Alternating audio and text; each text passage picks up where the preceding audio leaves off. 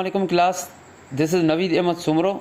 I welcome to all of you on behalf of NIMS Virtual Academy.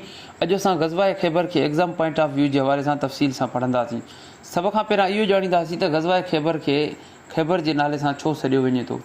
Khyber नाले बस्ती मदीने मुनव्वरा जे उत्तर तरफ़ तक़रीबन 145 मील 200 किलोमीटर जे मुफ़ासिले ते आहे, तंहिंजे करे हिन खे ग़ज़वाए ख़ैबर सॾियो वेंदो आहे।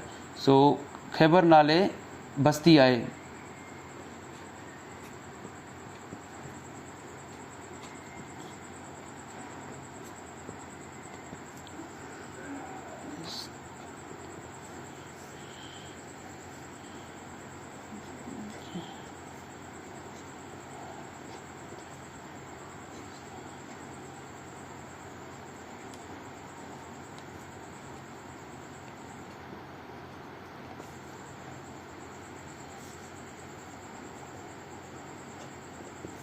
ईंदो आहे।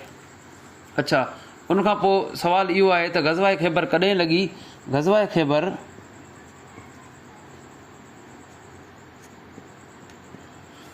ख़ैबर 7 हिजरी में लॻी।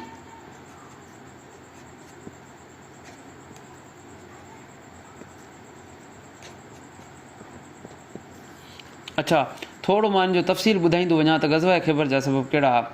मदीने मुनव्वरा में यहूदियुनि जो हिकु क़बीलो बनू नज़ीर आबाद हो, जेको हर ॾींहुं इस्लाम जे ख़िलाफ़ु साज़िश कंदो रहंदो हो। नबी करीम सल्लल्लाहु अलैहि वसल्लम जन बनू नज़ीर क़बीले खे इस्लाम मुखालिफ़त ऐं साज़िश करण ते मदीने मुनव्वरा मां कढी छॾियो।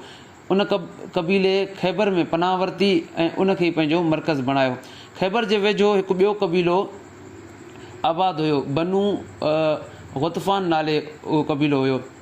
उहो क़बीलो पिणु इस्लाम दुश्मनी में अॻुभरो रहंदो हो। इस्लाम दुश्मनी में हीअ बि यहूदियुनि जो साथारी बणिजी वियो।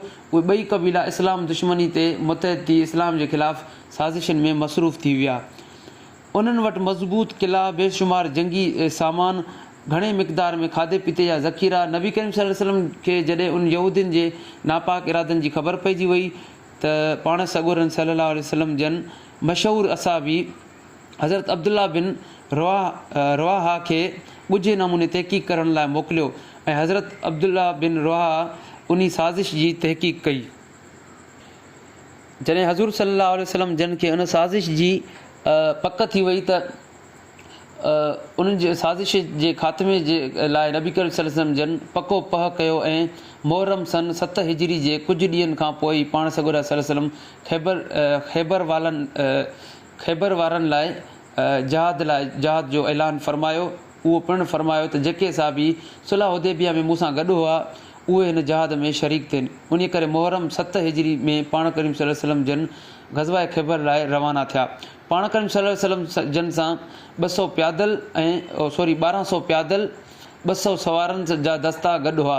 हिन ग़ज़वा में असाबी सॻुरा शामिल हुआ जेके मके दौर में हबश ॾांहुं हिजरत करे चुका हुआ। हिन ग़ज़वा में उमुल मोमिनीन हज़रत सलमा ऐं ॿियूं केतिरियूं औरतूं शरीक हुयूं। अच्छा, ग़ज़वाए ख़ैबर जेको आहे मदीने मुनव्वरा खां केतिरो परे आहे, इहो जेको आहे एग्ज़ाम में सुवालु ईंदो रहंदो आहे। सो अचो त हाणे इनखे जेको आहे लिखूं।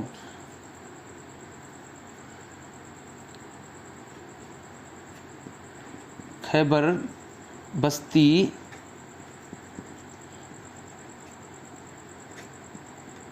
मदीने मुनव्वरा खां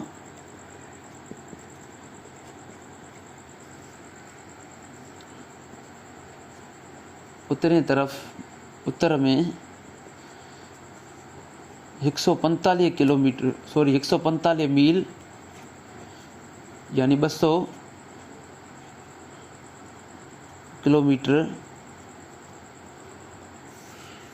किलोमीटर जे मुफ़ासिले ते आहे।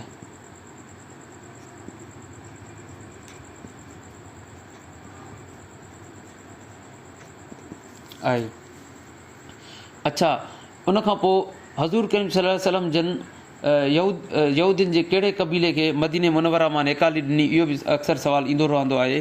सो हिन जो जवाबु आहे हज़ूर करीम सल्लल्लाहु अलैहि वसल्लम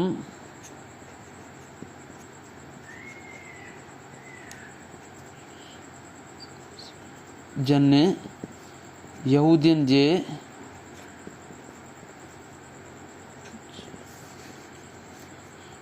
बनु नज़ीर कबीले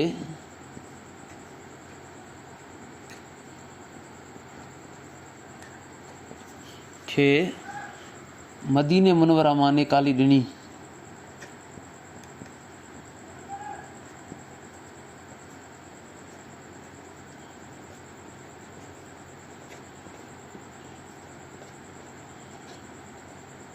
निकाली ॾिनी। अच्छा, उनखां पोइ इहो सुवाल ईंदो आहे त यहूदियुनि जो मर्कज़ कहिड़ो हुयो? जवाबु आहे ख़ैबर यहूदियुनि जो मर्कज़ हो।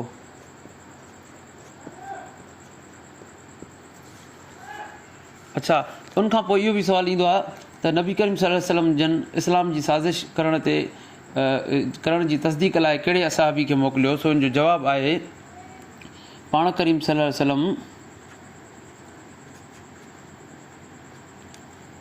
अलैहि वसल्लम जन साज़िशुनि जी साज़िश लिखां पियो, साज़िशुनि जी तस्दीक करण लाइ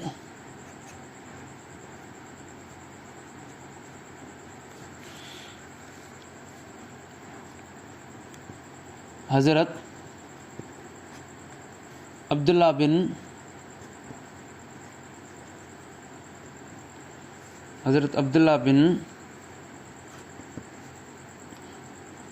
रवाहा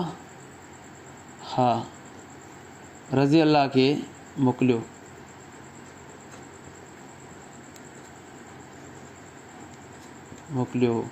ऐं उन साज़िशुनि जी तस्दीक कई हुई। अच्छा, जॾहिं हज़ूर करीम सल्लल्लाहु अलैहि वसल्लम जन खे इन साज़िश जी पक थी वई त पाण करीम सल्लल्लाहु अलैहि वसल्लम जन उन साज़िशुनि जे ख़ात्मे ख़िलाफ़ पको पह कयो त सन जेको आहे 7 हिजरी जे कुझु ॾींहंनि खां पोइ पाण करीम सल्लल्लाहु अलैहि वसल्लम जन ख़ैबर वारनि लाइ जहाद जो ऐलान फरमायो। उहो पिणु फरमायो त जेके असहाबी सगोरा सुलह हुदैबिया में मूंसां गॾु हुआ उहे हिन जहाद में शरीक थियनि। उन करे मुहर्रम सन 7 हिजरी में पाण करीम सल्लल्लाहु अलैहि वसल्लम जन ख़ैबर लाइ रवाना थिया। पाण करीम सल्लल्लाहु अलैहि वसल्लम जन सां 1200 प्यादल ऐं 200 सवारनि जा दस्ता गॾु हुआ। हिन ग़ज़वा में उहे असहाबी सगोरा बि शामिल हुआ जेके जिन मके जे दौर में हबश ॾांहुं हिजरत कई हुई। हिन ग़ज़वा में उम्मुल मोमिनीन हज़रत उम्मे सलमा ऐं ॿियूं केतिरियूं औरतूं शरीक हुयूं। ग़ज़वा ख़ैबर मदीने खां केतिरो जेको आहे मुफ़ासिले ते आहे, इहो बि सुवालु ईंदो आहे। सो इहो सुवालु मां तव्हांखे दोहराए आयो आहियां। जेको आहे मदीने मुनवरा खां उत्तर में 145 मील ऐं 200 किलोमीटरनि जे मुफ़ासिले ते आहे। अच्छा, उनखां पोइ ॿियो इहो सुवालु थो पैदा थिए त जेको आहे ग़ज़वा ख़ैबर में यहूदियुनि जो मर्कज़ कहिड़ो हुयो? यहूदियुनि जो मर्कज़ जेको आहे ख़ैबर यहूदियुनि जो मर्कज़ हुयो। अच्छा, उनखां पोइ इहो सुवालु आहे, पेपरनि में अक्सर ईंदो आहे, पाण करीम सल्लल्लाहु अलैहि वसल्लम जन हिजरत ख़ैबर ॾांहुं इस्लाम दुश्मन जी साज़िश जी तस्दीक करण लाइ कंहिंखे मोकिलियो? सो हुनजो जवाबु आहे हज़रत अब्दुल्ला बिन रवाहा रज़ी अल्लाह खे मोकिलियो। ग़ज़वा ख़ैबर में मुस्लमान केतिरा शामिल हुया? जवाबु आहे ग़ज़वा ख़ैबर में 1400 मुसलमान शरीक हुआ।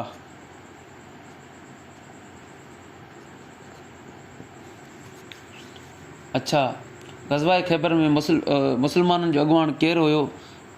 ग़ज़वा ख़ैबर में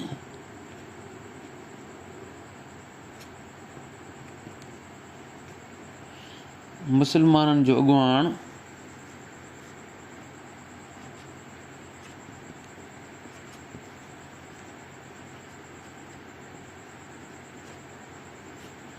हुज़ूर करीम सल्लल्लाहु अलैहि वसल्लम जन हुआ।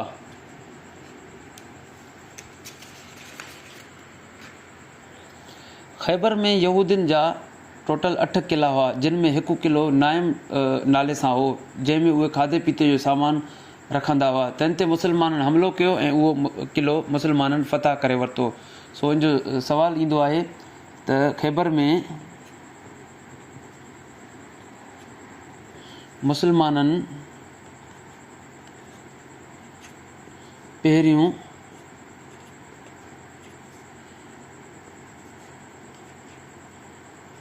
कहिड़ो क़िलो फ़तह कयो? सो इन जो जवाबु आहे मुस्लमाननि पहिरियों नाइम नाले क़िलो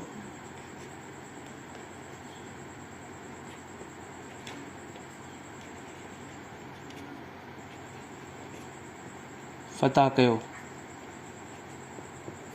अच्छा, घणा क़िला हुया यहूदियुनि जा? टोटल 8 क़िला हुआ। अच्छा, यहूदियुनि जो सभ खां मज़बूत ऐं वॾो क़िलो कहिड़ो? उहो कमूस नाले क़िलो हुयो, जंहिंमें दिलेर ऐं बहादुर पहलवान ऐं वॾा सरदार रहंदा हुआ।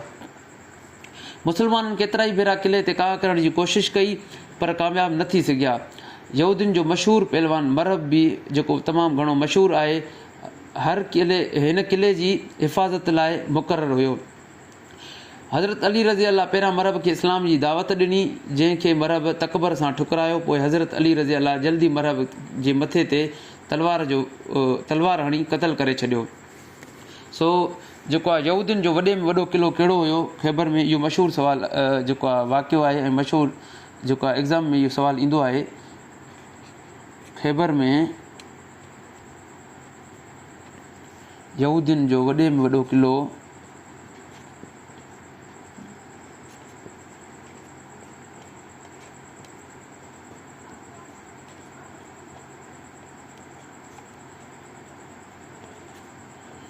वॾे में वॾो क़िलो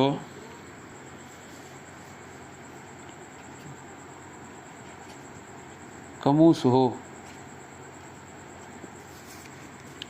अच्छा, उन खां पोइ इहो सुवालु ईंदो आहे त हज़रत अली रज़ी अल्लाह ताला अना कहिड़े यहूदी मशहूरु पहलवान खे क़तल कयो?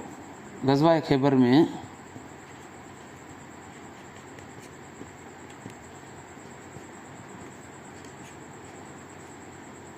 हज़रत अली रज़ी अल्लाह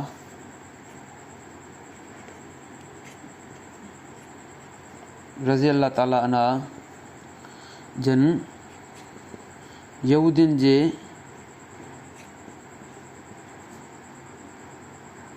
बहादुर पहलवान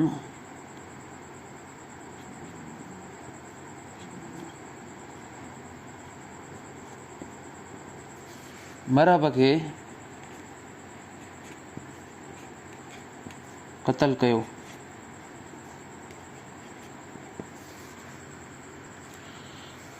ॿियो सुवालु इहो ईंदो आहे त ग़ज़वाए ख़ैबर में केतिरा यहूदी क़तल थिया? ग़ज़वाए ख़ैबर में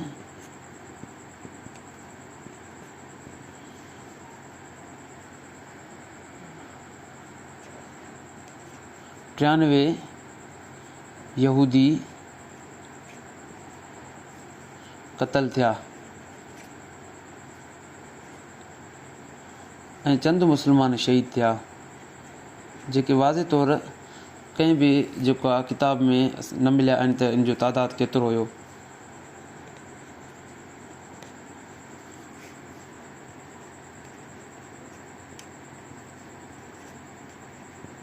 सो इहो हुयो ग़ज़वाए ख़ैबर जे बारे में मुकमल तफ़सील जेके असां तव्हां ते पुॼासीं। Thank you so much.